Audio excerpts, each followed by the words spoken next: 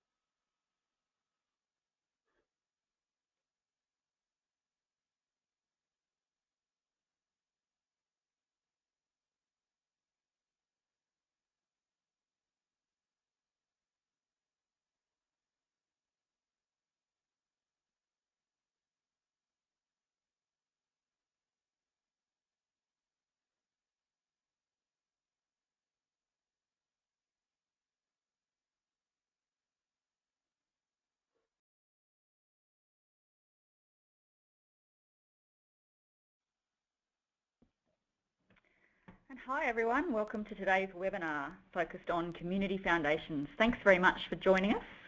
I'm Alexandra Gartman, CEO of FtripleA, and I'd like to welcome you to the webinar that we're having today for the next hour. Now, this is the fifth and final webinar in our series on creating inspiring rural leadership and engagement. Now, if this is your first webinar, welcome along. I'll give you a few tips shortly, and that's me at the top right of your screen, and shortly I will formally introduce Alice McDougall. Now, if we move across to the next screen, we'll be able to see what today's agenda is. We're going to chat for about 45 minutes before we move into any other questions from the audience. We know a number of you have actually submitted questions, and we're going to try and address those as we go through. Now, if you have questions, I'll explain to you shortly how you can ask them during the webinar. And at the end, we're really keen to get your feedback on your thoughts as to content and how we've delivered this webinar. So we'll ask you to do a 30-second multiple choice evaluation survey. So a few technical tips to help you, particularly if this is your first webinar. Now, if you've got issues along the way or you've got questions you'd like us to answer, send us a message in the chat box. Simply type your question into the box in the control panel, and one of our team is monitoring these as they come in. Again, feel free to send us questions during the webinar and we'll be able to address them as we go, unless you're watching this online later on. Put your phone and computer on mute so that you can hear us but we can't hear you, and that should avoid any feedback on the lines or via your computer and make it a much more pleasant experience for all of us.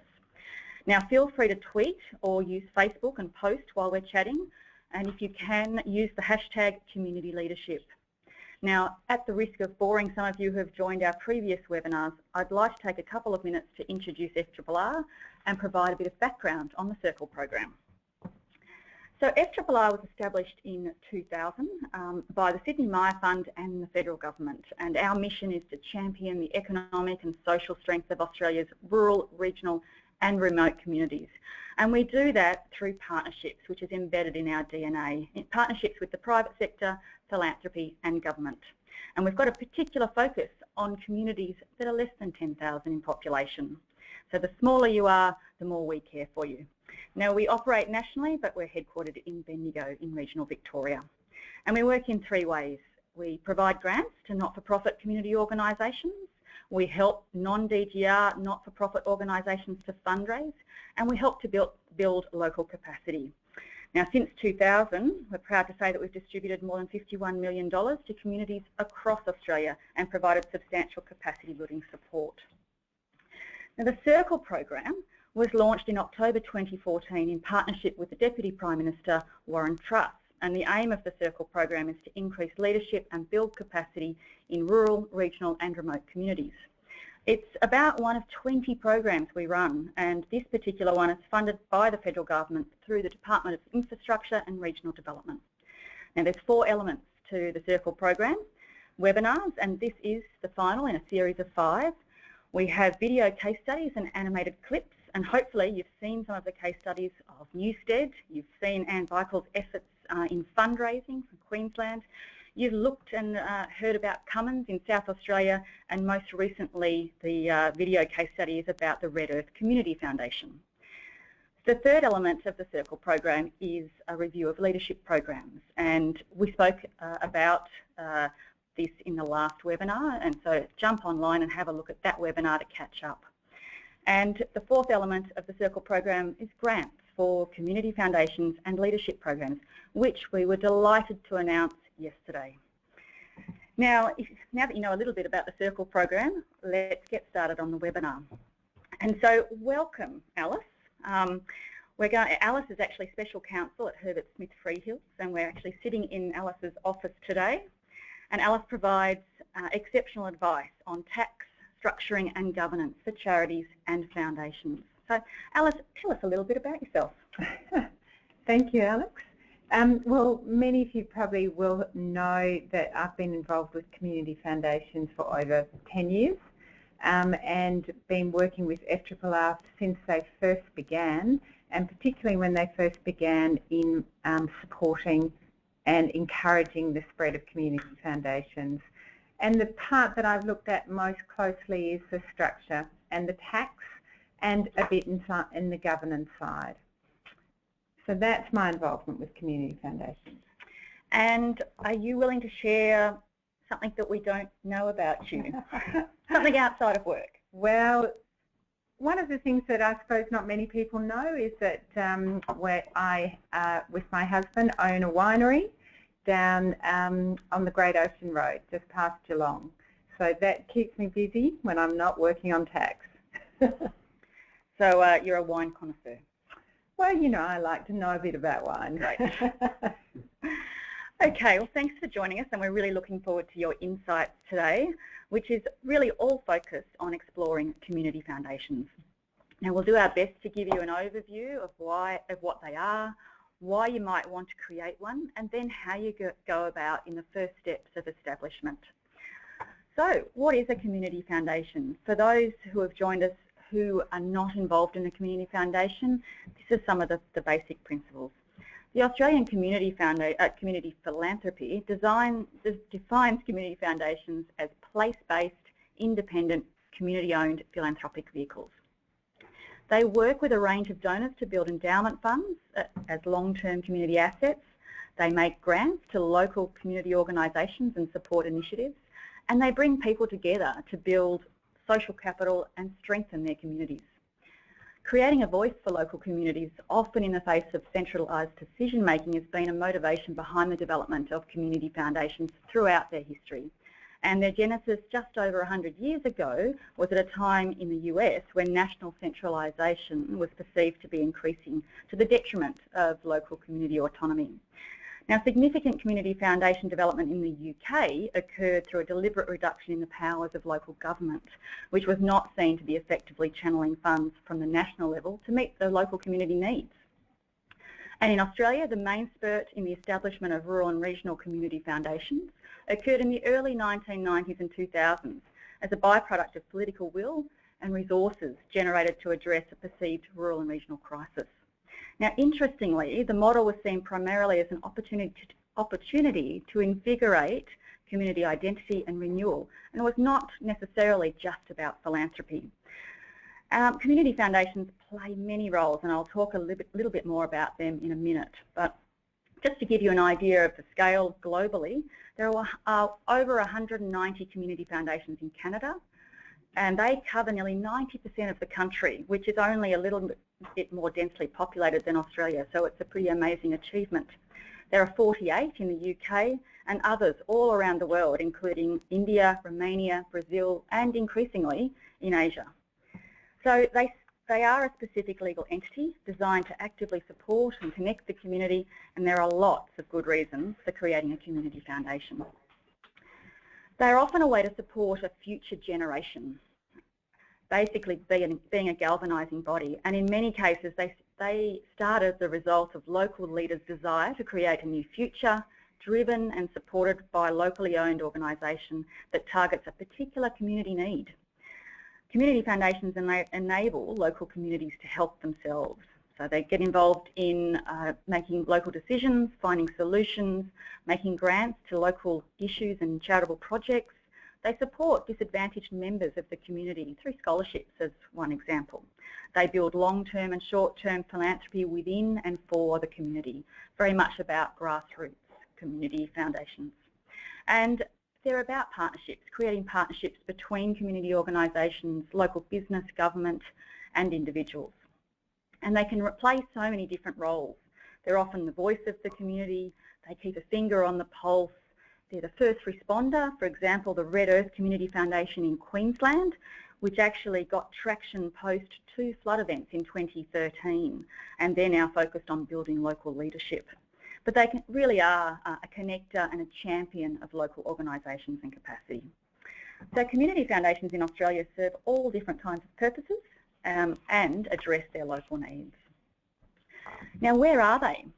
Thanks to an audit undertaken by Australian Community Philanthropy with funding from FtripleA and the Lord Mayor's Charitable Foundation, we now have a clearer picture of community foundations across Australia, and you can see the map here on the screen. There are 36 community foundations operating across Australia, with the vast majority in rural and regional areas. Now, Alice, there seems to be a really strong cluster of community foundations across Victoria, and one of the questions we had ahead of today from Rosemary and Kempsey was why there are so many in Victoria. Is it conducive legislation in Victoria? Is Victoria different to the other states? We often think that it is, but why is there a plethora? Well, there's certainly no difference in the laws in Victoria, and it's community foundations are basically set up the way they are because of the tax laws, which are federal and the same everywhere. The main difference that I can see are possibly that the community foundation started off in Victoria, and there was a bit of word of mouth and networking between the regions. But probably more specifically, since at least 2009, the Victorian government has actively supported community foundations, and it's supported them with both grants and also with community development. And there's still some really good information on the Victorian government website that will help community foundations anywhere in Australia looking at starting up. Great. So as the slide says, there's foundations across Australia all doing different things and existing to achieve and address different issues in their community. So let's just have a look at a couple of examples. And the Makai Foundation in Queensland is focused on supporting projects, activities and charities that sustain the most needy in their community. And they've got a strong annual grants program and are very active in helping the community with things like back to school vouchers. Makai Community Foundation has structured itself with 21 named funds. And a named fund is really ideally suited to an individual, family or business wishing to provide support to a range of charities and community groups in their region. And it leaves an ongoing legacy named after their family or an element of the family that's important to them. And they're a great alternative to a private ancillary fund, offering some really strong benefits to the donor and to the local community. Now the next group I might highlight is the Peninsula Community Foundation in South Australia. And they were incorporated in 2004 with the support of the Eyre Regional Development Board and a local steering committee. And the foundation has been working really hard towards growing the corpus of its funds to now over $250,000 and forging some really exciting partnerships with businesses and charities. It distributes grants each year right across the Eyre Peninsula and runs a broad range of activities, including a bookshop in Port Lincoln, which raises funds to go towards a home hospice program fund. And they're raising funds for after-hours palliative care service in people's homes by qualified nurses during the terminal phase of a patient's illness.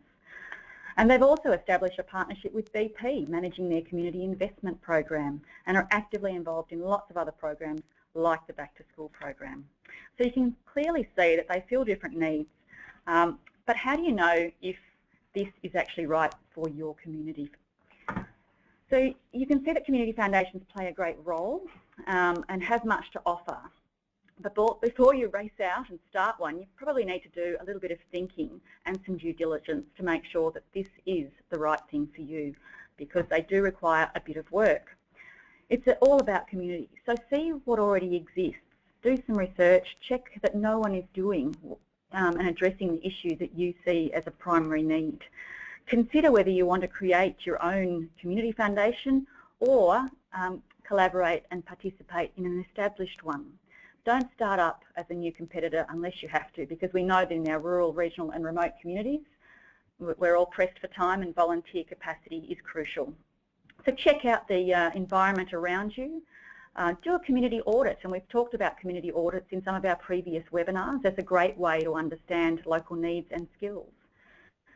What can help or hinder you, and what do others think? So it's really critical to talk to local leaders, formally and informally, to understand what the issues and drivers are. A great source of assistance is Australian Community Philanthropy, and their Executive Officer, Kate Buxton, is a great resource to chat to about what community foundations can provide, and she can also direct you in a number of areas for additional assistance. Now, if you've done all of this background research and you've really considered that this is what you need and you're not duplicating and you've got great community support behind you, it's all systems go. So what's next? Well, we do recommend that you undertake a formal feasibility study.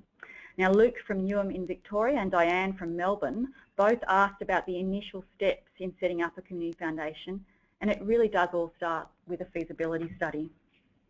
It formalises the exploratory work that you've done, and it takes it to the next phase. It's a good way to test the level of commitment and interest in your community, particularly because you're going to be calling on them to donate their time, treasure and talent to your community foundation. So, Alice, what do you see as some of the things that are key requirements for successful community foundations that should be scoped in a feasibility study? I think it's really important to make sure that the community is going to be behind you. And so it's very important to really engage community leaders in this process. And so you can understand what the community needs and make sure that everyone's supporting you, including the community organisations, and that they're not seeing you as a funding competitor.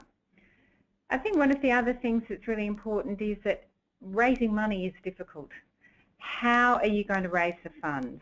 Are there businesses that you know that will get involved? Do you have high net worth people who perhaps will be willing and wanting to give their time and money to help the community? These two things seem to be really fundamental for a successful community foundation. Great. Thanks, Alice.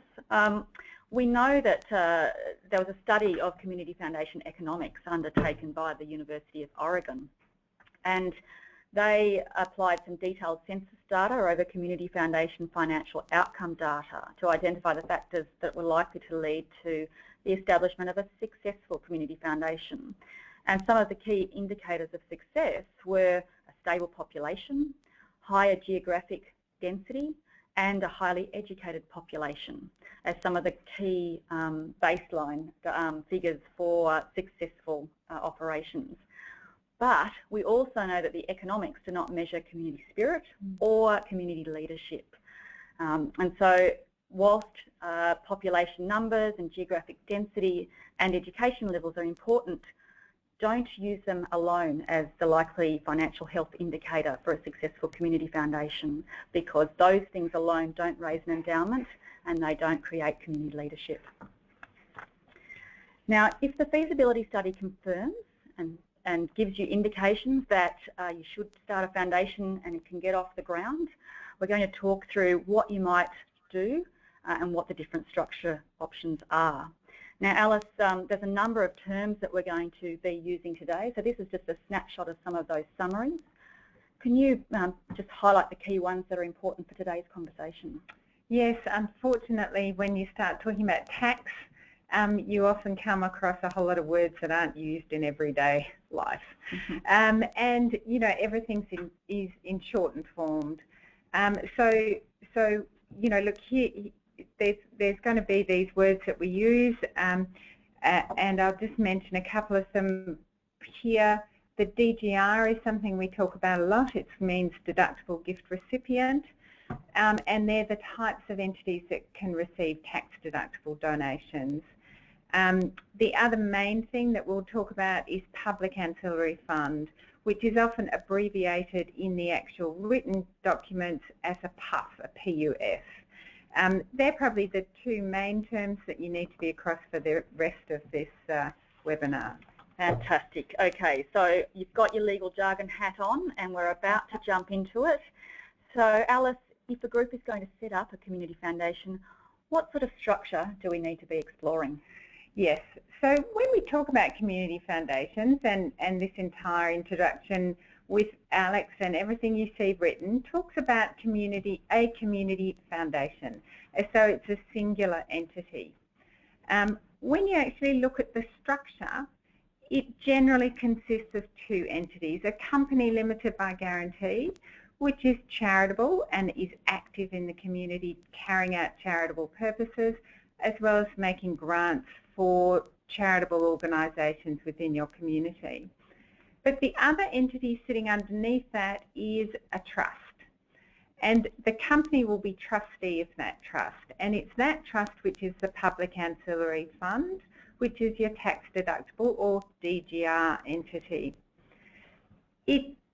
When you look at marketing brochures of other community foundations, it will just talk about the community foundation as though it's one entity, but it's really important when you're setting up the community foundation for you and the board to be across the fact that they're two separate entities and they have two separate roles with separate compliance requirements. The main reason you have this separation and two entities involved is for tax reasons.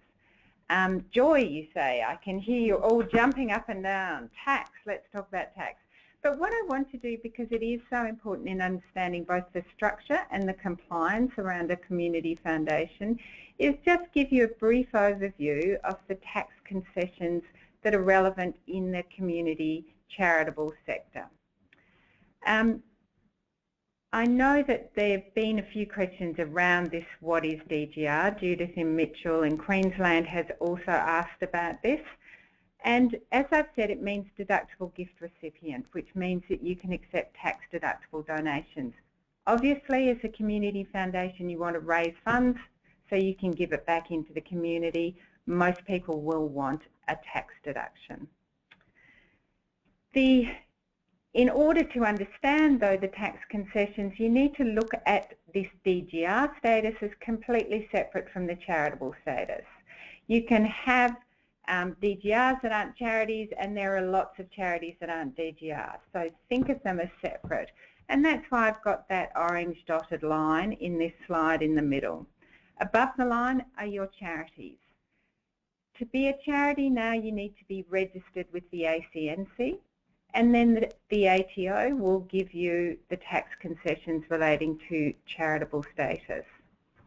The company in the structure for community foundation is the charitable entity. That is a lot more flexible and covers a lot more activities. It is able then to carry out its own charitable purposes, connecting people in the community, as we talked about, identifying the needs, and also making grants to charitable organisations. In understanding, though, what's charitable, it's really important to understand that it's a legal meaning of charity. So it's not just any organisation doing good in the community, unfortunately. It perhaps is most helpful to understand some of the things that are not charitable. And the things that are not charitable include sport. So sports for sport's sake, funding sporting clubs is something that a community foundation won't be able to do. Funding private clubs and associations where they exist purely for the benefit of the members. So you might have a local choir or film group that you wouldn't be able to fund, as that wouldn't be charitable. And then, of course, government is not charitable. Yes, you think, oh no, government's not charitable, but that actually includes state schools, museums that are run by your local council, perhaps libraries and galleries that are run by council. So they're things to watch out for and to think about who you might be wanting to fund to make sure that they are charitable. As the charitable entity, though, it is not tax deductible. That company cannot receive tax deductible gifts. This is why most community foundations will set up a public ancillary fund so it can receive tax deductible gifts. The types of DGR you'll see on this slide, there are two types, item 1 and item 2. The public ancillary fund you'll see down the bottom left-hand corner is an item 2 public ancillary fund. It's a grant-making entity. And it can only make grants to item 1 DGRs. So the recipients of all grants of community foundations from the public ancillary fund need to be item 1 DGRs, and there you're doing charities in the community. You can check on the Australian Business Register, the ABR, what type of DGR you're dealing with. And it is worth checking also at the outset as to how many DGRs might be in your area, because in rural and regional areas sometimes there are not many item 1 DGRs, and you can certainly search the ABR by postcode. But the most important thing, I guess, in that overview is understanding that there are different requirements for the different entities. And the next slide just has some really brief points to make you remember the difference between the DGR trust and the charitable entity. You do need to run them separately. The company is the trustee of the trust, so the board is actually the same, but it needs to think that, yes, I'm running a company on one hand and a trust on the other hand. The activities will be different. The charitable entity will be more active and be able to give to more entities. The DGR trust can only fundraise and make grants, invest the money obviously, and make grants to item 1 DGRs. So when you're thinking about where your money's coming from, the money that comes from any source other than tax deductible donations should go into the company, because that can be used in a much broader manner. Because the board has to manage both these entities and it's the same board, governance is a really important issue when you're thinking about setting up a community foundation, but also on an ongoing basis. You need to make sure that your board is going to be able to to manage the compliance of both entities. The board will also need to fulfil a number of roles in the community, because the board will be instrumental in marketing and promoting the Community Foundation and helping with the fundraising. So when you're looking at who should go on the board, you really need to have a good mix of people. You want to have your community leaders. You want to have those people with good connections with perhaps people or businesses that might have money to donate. You want to have people who know the community issues and can engage the community and make sure that the grants are made effectively. You probably want to have someone with some good accounting knowledge on there, and diversity. You want to have a representation of your community on that board. Some of the things you need to think of when actually setting the constitution of the company in place is who will be the members. Will you have the community or anyone in the community as members? Will you choose particular organisations who will be members, or will you just have the board as the members? And it's quite customary for the board to also be the members in a community foundation. And Alice, we've seen a number of examples of community foundations in Australia having those different membership structures. So, for example, Denmark Community Foundation has its broader community as members, and others here in Victoria have their board as members. So it's not one size fits all. No, it's not one size fits all, and you know, to some extent it'll depend on how democratic you want to be in your community.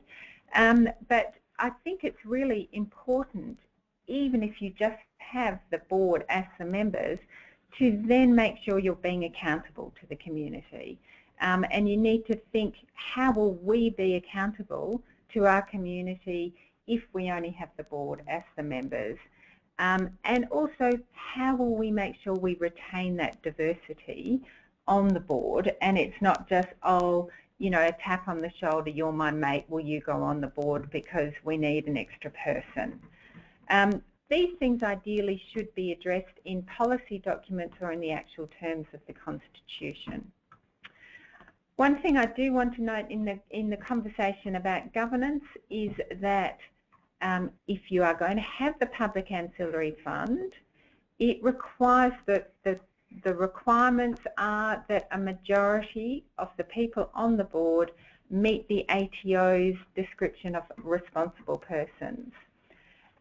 Now, responsible persons can be challenging in rural and regional areas, particularly areas where there are a lot of retirees, because the current rules don't recognise a retired person, even if that person has been a responsible person while they're employed. So the responsible person includes people who belong to a professional association with a code of ethics.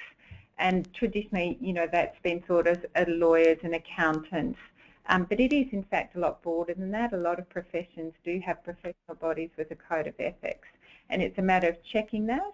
So obviously you can be retired and still be a member, which is, you know, a good way to make sure that you meet that requirement. If you have honours from the government, you're a responsible person. If you're able to take statutory declarations, you're a responsible person. And there are a number of different categories that basically, if you have some sort of public profile within the community and belong to the code of ethics, an organisation with a code of ethics, you'll be a responsible person. It can be tricky though. I just do know that several community foundations have found that quite hard. This slide that I've got up really is a quick run through of a number of the restrictions for public ancillary funds, because they are now do require a lot of compliance. You need to have the investment policy that's reviewed annually. You need to make sure that there are separate accounts and separate minutes for the public ancillary fund as opposed to the company. You need to value your assets annually. There's a minimum distribution requirement, though if you are just starting up, there is a 4-year period of grace for that. You've got reporting requirements. There are restrictions in relation to how you market and manage named sub-funds that you need to be across in respect of running a public ancillary fund. Probably the one that is hardest in rural and regional areas is the fact that you can only make grants to Item 1 DGRs. So what we wanted to do in this is actually look at some alternates to having your own public ancillary fund. And just before we look at those alternates, the governance requirements sounds very similar to any not-for-profit community organisation in terms of good governance. But there is that additional complexity and the additional compliance requirements that that is required for the public auxiliary fund. So in some ways, good governance carries across, but then there are additional requirements, and the responsible persons component is certainly one of the challenging ones that we need to consider when establishing or considering the establishment of a community foundation.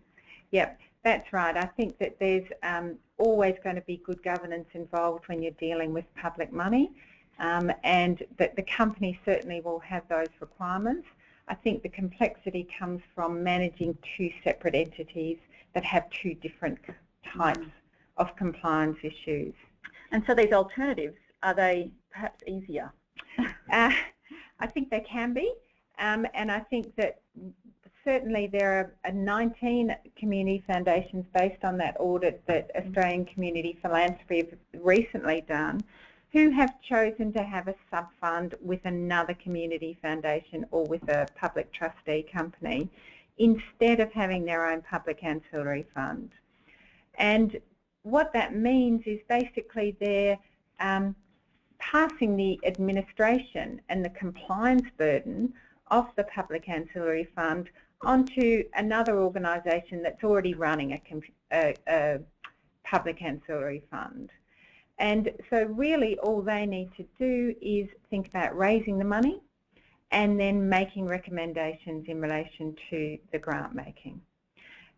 There is also the FtripleA donation account, which we'll go into more detail later.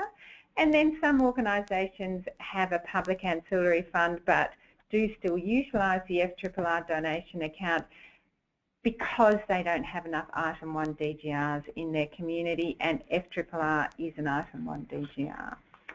That, I think, is one of your examples as well. Yep. Just to expand a little bit more about the sub-fund option in another public ancillary fund, it is certainly very useful in terms of keeping your compliance and administration costs down, and the main advantage, I think, as I said before, is to not have to worry about those. The disadvantages probably are that, one, you're asking people to send their money to a different organisation, to somewhere else. So that can be confusing for the donors, and the money's probably going out of the community before it comes back into it. There will be a fee in relation to it, and that will vary on where the money goes. You can only make recommendations as to how the grants will be paid. So instead of with your own public ancillary fund, you would control how often, how much, and where the money goes. With a public ancillary fund, with the sub-fund in another public ancillary fund, then really all you can do is make recommendations to those trustees as to how much and where and when the money would go to a grant recipient. It doesn't solve the problem of your Item 1 DGRs, because they can still only make grants to Item 1 DGRs. If you want to find, if that's a real issue in your community and you want to find a way that you can make grants more widely, then that's when you talk to FtripleA. Great, and we're going to now have a chat about that. But if I can remind people, if you've got questions, feel free to type into your chat box, and we'll try and answer them before the hour is up. So let's talk about FtripleA donation accounts. And they are a special purpose account, and they're a great way for non-deductible gift recipient community groups to fundraise. and to offer those who donate to them a tax deduction. They can be used to fundraise for a really wide range of projects or programs, provided they are for charitable purpose.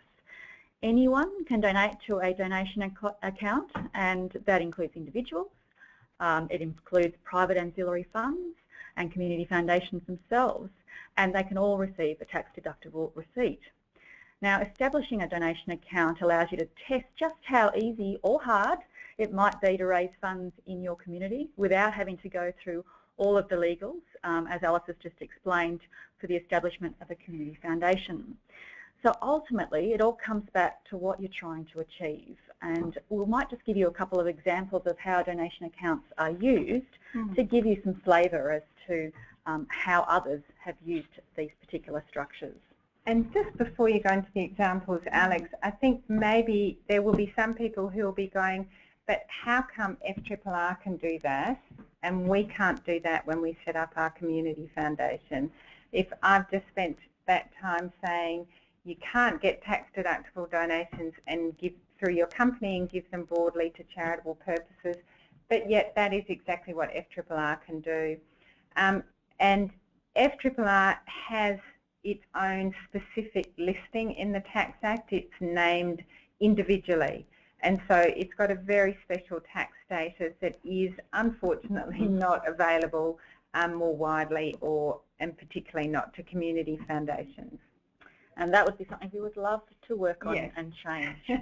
But in the meantime, we have to operate within the legal framework that exists, and donation accounts via FtripleA enable you to use our broad charitable purpose for your own community benefit. So the Bower Progress Association, and Bower is a small community about 130 kilometres northwest of Adelaide in South Australia. But for a small community, it has an exceptionally big heart. And the Bower Progress Association established a project donation account with FtripleA in 2008. And their focus was on improving facilities at the Bower Recreation Reserve to create a welcoming place for locals and visitors alike. And the funds raised to date have allowed them to really create a community space which enables them to create social capital and the connections for their community to be viable and resilient into the future. And some of the things that they've done with those funds include upgrading the power supply with solar support, constructing an all-weather barbecue area, installing a fence around the boundary between neighbouring properties to ensure that kids could play safely within this area, purchasing and improving services for the local postal agency so that telecommunications and the postal connections enabled them to stay in touch with the rest of the world, installing additional rainwater tanks so that they could become reliant and host events that required water, and obtaining accreditation as a registered RV campsite, which supports economic development to take place in that community. They've also installed air conditioning in their community hall so that they can actually get together and build those social connections regardless of what it's like outside. And they're now focused on creating a memorial to early settlers in the region and the district. And the most important thing has probably been that the reconnections in that community through regular events. And now, for the first time in living memory, they're actually having a wedding there thanks to these improved facilities. So potentially they're also helping family planning. Now, Tomorrow Today Foundation is another exceptional example of a community foundation, and they're based in Benalla in Victoria. And their focus has been on enabling the Benalla district to create stronger, more resilient and prosperous rural community, very much via a focused approach to lifting youth literacy and numeracy levels. The foundation was formed in 2002, and today the group makes grants to local charitable projects annually thanks to income generated from their permanent and growing community fund, and they undertake their own projects as well, like the Education Benalla program, and it secures additional funds from beyond Benalla via the donation account. Now, I'll just highlight the Education Benalla program is quite a large-scale community initiative that works with Benalla and district families, all of the schools in Benalla, public sector agencies including local government, small and large community groups and businesses. And their aim is that by 2030 the education and training completion rates for Benalla 17 to 24-year-olds will equal or exceed the Victorian state average. Now, Tomorrow Today Foundation have a regional donation account with FtripleA, and so donations are made via that account to support the overall program and their long-term organisational sustainability. And they've got supporters such as the Ian Potter Foundation and the R.E. Ross Trust able to make donations to their programs because they've got this donation account with FtripleA. So if setting up a donation account sounds palatable to you, what are the steps to go through? Now, it's a relatively simple process, particularly to what compared to what Alice outlined, but you still have to address certain criteria. And so there's an application form to outline the purpose, the need in your community, the project deliverables, how much you hope to fundraise, over what time frame, and how you're actually going to utilise that money. Now, in order to understand how to write a really winning application for a donation account, have a look at one of our earlier webinars that talks about the key criteria for successfully writing a funding proposal, and that will help you plan out your project and the rationale for a donation account. Now, as I said earlier, the project needs to be charitable and within FtripleA's objects, which are to promote rural, regional and remote renewal, regeneration and development in social, economic, environmental and cultural areas.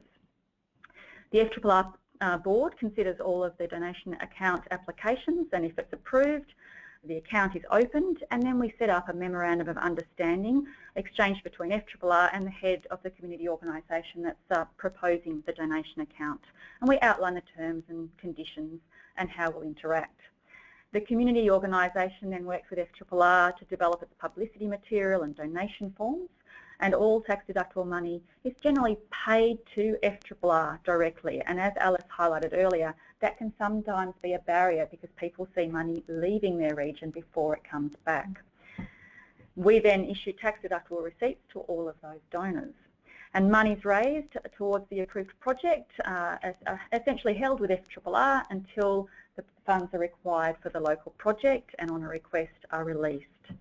Now, those releases of funds, of course, require a bit of reporting because we need to make sure that the funds are being used in line with the purpose, and so some regular reporting requirements are set up as well. Now, as Alice highlighted, with most of these things, there are also fees for the services and support that's offered. Now, for a general donation account, FtripleA does charge 5% of donations received to help defray the costs of administration. For community foundations, that's 2.5%. So there is still a fee to consider when you're utilising this service, and that helps FtripleA to undertake that assessment process, to provide advice in the design of donation forms, to do all the receipting and to ensure that reporting and all of the formal compliance elements are actually undertaken on your behalf. So there's lots of options for you to consider. We've highlighted, besides the community foundations, the incorporated charitable entity with either a public ancillary fund, an FtripleA donation account, or a sub-fund with another community foundation or trustee company. Now, it can be complicated, as you may have already gathered from some of the things that we've been talking about today. And you need to think what really is best for you, for your community, and the purpose for which you're actually intending to raise funds and invest in your community. There's a couple of suggested go-to help sites listed on the slide now, which we encourage you to have a look at. So let's just recap on what we've covered today. We explored the reasons why you might establish a community foundation and highlighted understanding what you're wanting to achieve, looking at what the gaps are in your community, understanding appetite and support within your community for a community foundation. We highlighted the need for pro bono legal support, and we might just ask you a question about that shortly, Alice. Talk to Australian Community Philanthropy. They are really the go-to organisation representing community foundations across Australia. And importantly, think about undertaking a formal feasibility study. And it's a great way to test the appetite to invest in a community foundation by asking some of the local corporates and businesses and local government authority to actually fund that feasibility and help understand if a community foundation will work for you. Now, Alice, we've had a question from Pat in Cairns about just how easy it is to access legal knowledge in this rather complicated field. Absolutely. It's a very specialised area, the area of tax and structuring for charities and foundations, and it would be fantastic if you have a lawyer in your area that is across this, but also, you know, a difficult ask for a lawyer to come across this, is likely to be a new area of law for them. I still would strongly encourage anyone looking at setting up a community foundation to find a local lawyer who's prepared to help you pro bono in setting this up, and to make it less threatening to them in terms of, well, how on earth am I going to do this and research how I'm meant to do it. I'm very happy to help them. So I'm happy to point them in the right direction, to provide them with an overview of what the structure and the compliance requirements are. And so basically they would have a framework in which to put together the structures and go to the ACNC and the ATO, knowing that they can always ring or email me to get further instructions in relation to it. So I think it is really important to talk to your local lawyers, find someone who says, yes, that's a really great idea for the community and is happy to help you pro bono, and then put them in contact with me and I'll help them. Brilliant. So there's a great offer on the table if you've got the right local legal advisor in place. With Alice's support, you'll be able to follow these particular steps that we'll throw up on the next slide to implement a community foundation in your local area. So there's 10 steps that we suggest going through, but not necessarily in that order, but these are the sorts of things that you really need to address when establishing a community foundation. Now, a question that we've had come in, Alice, is about often there's, in rural and regional areas, there are subcommittees of the local government authority, like a Section 86 in Victoria, for example, and they often have responsibility over different structures or purposes in the local community. Some of these are considering whether they should become a community foundation or access an FtripleA donation account. Have you got thoughts on the role of these Section 86 or equivalent? Yeah, they'll be called something different in every state. Shades. But yes, they're local state, they're state or local government committees that might be looking after the community hall or areas like that. This can actually be really tricky. It's a very good question because it is a very tricky area of law. Because these committees are controlled generally by the council or the state government, and that's who they report to, and they have statutory obligations, they would not be considered to be charitable themselves. Now, often what they're doing, you think, well, that's so good for the community, why is it not charitable? And it's this issue of government control that causes the problem.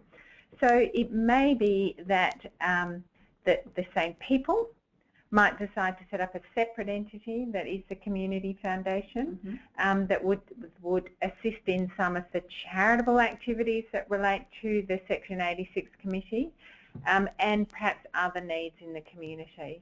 But it can be difficult trying to draw the line between what is going to be charitable and what is going to be government in relation to those committees, and definitely you would need to get more detailed advice around that. Okay, thanks, Alice. We're just going to flick across to a slide of helpful resources whilst we address a couple of other questions that have come in. And Australia has asked, if sport can't be funded by community foundations, how can things like health, well-being and physical activity and interaction for social purposes actually be funded? And so what are the ways we can address that? So there are two words in that question which aren't charitable, and one is sport and the other is social. So those two things should always sound a warning bell in terms of, is this something a charitable community foundation can fund or support or assist in some way? And then you really need to look at it more closely. What is the purpose of the sporting event? What is the purpose of the social event?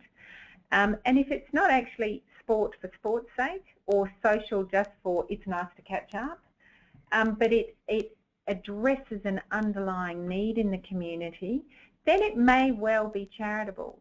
So you need to look at the real purpose of the activity. Often in rural areas, the sporting event or the social event, it might be a fair or something like that, is actually about reducing isolation. It's about getting the community together, and that is the purpose of it. Otherwise, these people might not see each other at all. I think you had an example where they worked on ways to get the community to come together and connect, and that was considered charitable in that context. I do have a paper, is one of the last paper actually on the current slide is on funding sport and the way that that may be done in a charitable context. If it's just buying new footballs for your, local football club, that's not going to get there. But if it is facilitating in a way that reduces isolation or improves health and well-being in the community, then it may be charitable. And there's certainly plenty of examples that FtripleA is happy to share about some of those activities that have addressed social isolation or bringing people together. And it might be that you're bringing kids together to interact in team development via sports, and at the same time providing some health and mental health service and advice for parents and families in drought-affected communities, for example. So, but it is, as Alice said, there's some red flags, and it's about really considering cautiously the purpose of the activity. Now, we've had another question about can an organisation with a donation account make grants to other organisations in the area from the donation account? And yes, you can. So the FtripleA donation account enables you to raise the tax-deductible funds, and if you've informed the donors that what it's being fundraised for are local charitable projects via grants, then those funds can go back out to the Community Foundation to disperse, or from FtripleA out to the community organisations that the donation account holder has identified through an appropriate selection process. So that certainly can be done, and we do actually have a specific donation account for small grants to enable this to happen in provided they're charitable, and or that's for charitable correct. purposes. So Alice will always keep us on the straight and narrow, and ensure the appropriate selection process is really important to ensure that the projects that are being funded with those charitable dollars are really designed around the charitable purpose activities. One of the other questions that we've had today is about, can non-core curriculum activities in a government school be charitable? For example, extension literacy program. That's a good question too. We've got great questions today. Yeah. So the starting point, that's a good question, because the starting point is a state school is not charitable. So you can't fund a state school just for their core activities, paying teachers, that sort of core activity of a school. So if you're looking at funding extensions that they don't have the budget for and would not normally be able to fund, then that is something that you might well be able to fund as a charitable purpose. The extension, that is obviously it's a charitable purpose, it's not an item 1 DGR, so it would be funded through the charitable incorporated company, or you might be able to use FtripleA in relation to that. If the program's been run by a separate entity that's a charity, then it's obviously easier to fund the program provider rather than funding the school, because you'd need to really make sure that you write, when you give that money to the school, that it's very specifically only allowed to be used for this extension literacy program. And you'd need to work out that you're not paying teachers to sit there while the program's been run, but it is just for the program. I will mention though that there is recently another organisation like FtripleA, which has been named in the Tax Act, called Australian Schools Plus, which looks on the face of it as being a fantastic way to fund state schools through DGR money. So it's actually an item 1 DGR, and it can make grants to schools for charitable purposes, so exactly for that type of activity. So that's probably worth looking up as well. Fantastic. Thanks, Alice. And just one, I think, almost final question that we've had come in was, and it might be recapping what we've talked about earlier, but if you set up a charitable entity and then a trust, do you actually need 2 separate boards, or can they be the same? So it would be the same board, because the charitable entity would be the company and it would be trustee of the trust.